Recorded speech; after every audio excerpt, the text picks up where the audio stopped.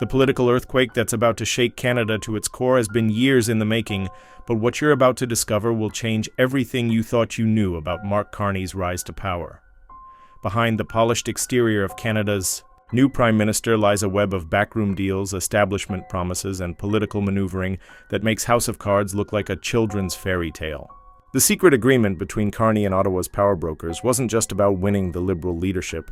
It was about fundamentally reshaping how Canada operates, and the details we've uncovered will blow your mind. This isn't just another political story. This is the untold truth about how power really works in Canada and why some Liberal MPs are already planning to potentially oust the man they just helped put in power. What we're about to reveal will make you question everything you believe about Canadian democracy. Before we expose this explosive political conspiracy that goes to the very heart of Canadian power, make sure you're subscribed to this channel, because we're the only ones bringing you these behind-the-scenes revelations that mainstream media won't touch. Hit that notification bell so you never miss when we break these massive stories that affect every Canadian. And if this investigation into Ottawa's power games opens your eyes to what's really happening in Canadian politics, smash that like button and let me know in the comments what you think about these secret deals, because your voice matters in exposing the truth about how our country is really run. The story begins long before Carney officially announced his leadership bid in January 2025. Political insiders have been whispering for years about the Carney Project, a carefully orchestrated plan by Ottawa's establishment to position the former central banker as Trudeau's eventual successor. This wasn't a spontaneous political awakening.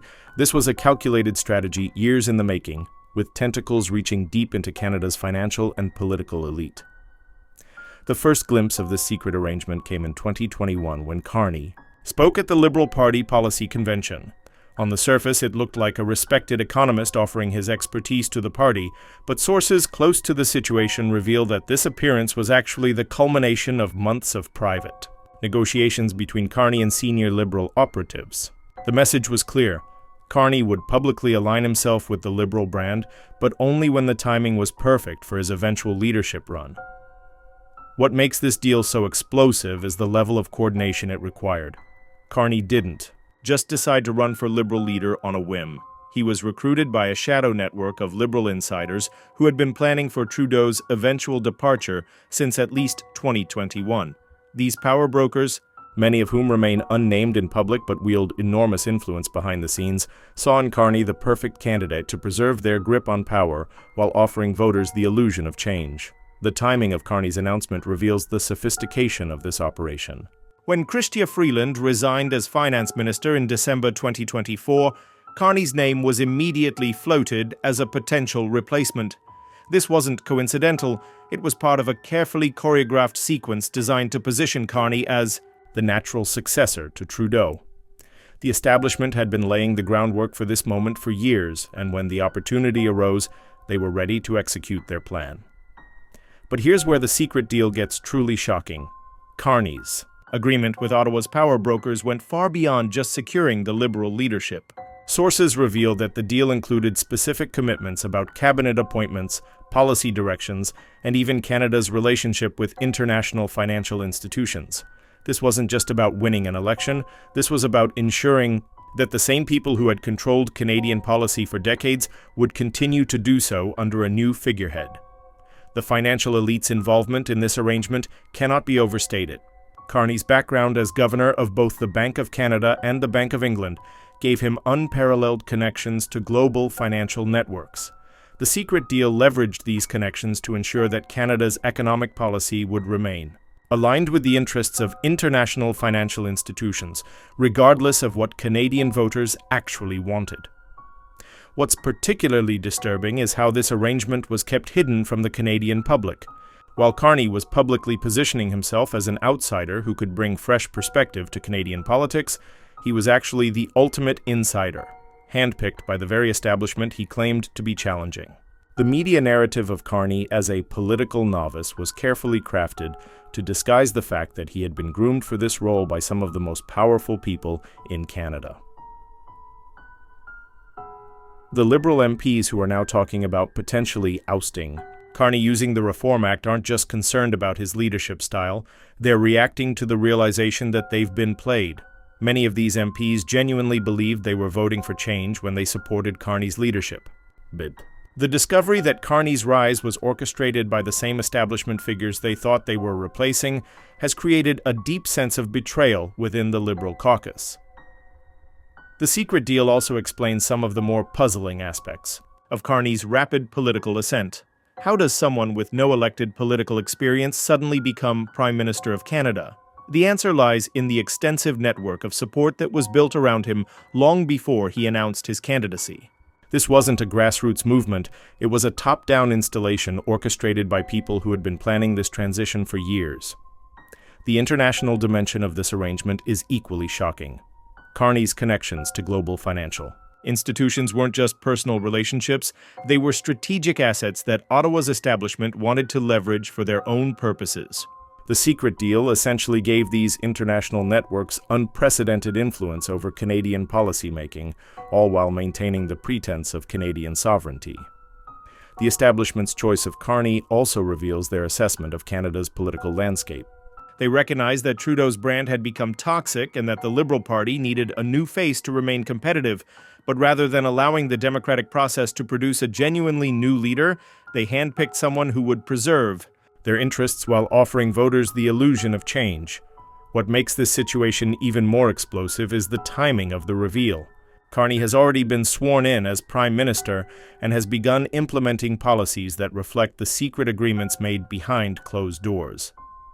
The Canadian public is only now beginning to understand that their new leader was selected not by democratic processes but by backroom deals made by unelected power brokers. The policy implications of these secret agreements are staggering. Carney's approach to everything from economic policy to international relations has been shaped by commitments made to establishment figures long before he took office. This means that many of his decisions as Prime Minister are not responses to current events or democratic mandates, but fulfillments of promises made in secret negotiations. The Liberal MPs who are considering using the Reform Act to potentially remove Carney are essentially admitting that they've lost control of their own party. The secret deal that brought Carney to power has created a situation where the Prime Minister is more accountable to his establishment backers than to his own caucus or the Canadian people. The media's role in facilitating this arrangement cannot be ignored.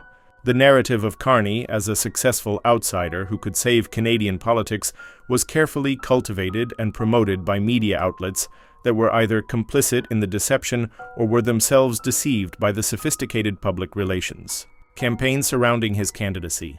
The international financial community's celebration of Carney's victory reveals the true nature of this arrangement. These institutions aren't celebrating because Carney represents Canadian interests. They're celebrating because they know he represents their interests. The secret deal essentially gave international financial networks a direct line to Canadian policymaking that they never had before. The establishment's long-term strategy becomes clear when you examine the broader context of Carney's appointment. This wasn't just about replacing Trudeau, it was about ensuring that Canada's integration into global financial networks would continue regardless of domestic political changes. The secret deal was designed to trump-proof Canada's relationship with international financial institutions by installing someone who was personally committed to maintaining those relationships. The reaction from some Liberal MPs reveals the depth of the deception. These elected officials are now realizing that they were essentially props in a political theater designed to legitimize an arrangement that had been made without their input or consent. Their consideration of the Reform Act represents a desperate attempt to reclaim some control over a process that was never really in their hands. The Canadian public's reaction to these revelations will determine the future of Canadian democracy. If Canadians accept that their leaders can be selected through secret deals made by unelected power brokers, then the democratic process becomes nothing more than a facade. But if they demand accountability and transparency, this could be the catalyst for fundamental changes to how political power operates in Canada. What's particularly troubling is that this arrangement was designed to be permanent.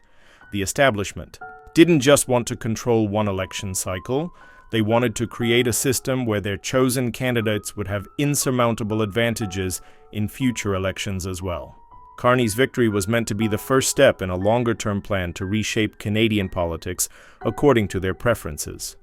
The secret deal also explains why Carney's campaign seems so well-funded and professionally organized compared to his competitors. He wasn't just running against other Liberal leadership candidates. He was backed by a network of powerful interests that had been preparing for this moment for years. The playing field was never level because the game had been rigged from the beginning. The implications for Canadian sovereignty are profound. When a country's leader is selected through secret agreements with international financial networks, that country is no longer truly sovereign. The secret deal that brought Carney to power has essentially placed Canadian policymaking under the influence of external forces that have no accountability to Canadian voters. The future of the Liberal Party itself is now in question. The MPs, who are considering using the Reform Act, represent a faction that feels betrayed by the very party they serve. Their willingness to potentially remove their own leader reveals how deeply the secret deal has fractured the Liberal coalition. Looking ahead, the sustainability of this arrangement depends on whether the Canadian public remains unaware of its true nature. The establishment's plan was always to keep these negotiations secret, but the growing awareness among Liberal MPs and political observers suggests that their carefully constructed facade is beginning to crumble. The ultimate question is whether Canadian democracy can survive this level of manipulation.